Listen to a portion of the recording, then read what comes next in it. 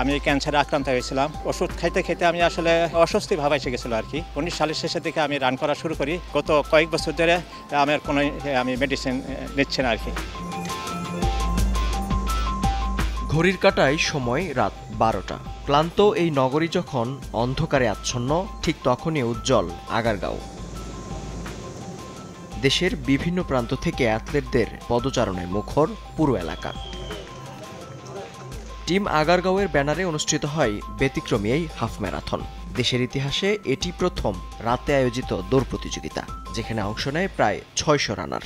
অংশগ্রহণকারীরা বলছেন, প্রতিযোগিতা নয় বরং অংশগ্রহণই মুখ্য বিষয়। আমি আমার তরুণ প্রজন্মকে উৎসাহিত করতে চাই যে আসলে কোনো বয়সেই থেমে থাকার বয়স নয়, যদি তুমি সঠিক সময়ে সঠিক কাজটা করো। আমি ক্যান্সারে আক্রান্ত হয়েছিলাম।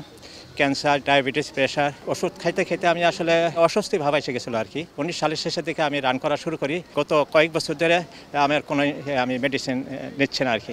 বিকাশে কম খরচে ক্যাশ আউটের লিমিট বেড়ে 50,000, প্রিয় এজেন্টও 2টা। মূলত এমন ম্যারাথন ভোরে আয়োজিত হলেও এবার ছিল তার ব্যতিক্রম। আয়োজকরা জানান, দিনের দাবদাহ থেকে বাঁচতেই এমন সিদ্ধান্ত। যদিও বিশ্বের অন্যান্য দেশে এমন রাত্রিকালীন দৌড় স্বাভাবিক ঘটনা। সামার যেহেতু সূর্য থাকবে না, তাপটা থাকবে না, এজন্য রাতে আয়োজন করা হয়েছে। শুধুমাত্র সময়টার দিকে না তাকায়া এই ডিস্টেন্সটা একটা আনন্দময় মুহূর্তগুলোর মধ্য দিয়ে শেষ করবে আর কি। এটাই মেইন চ্যালেঞ্জ ছিল।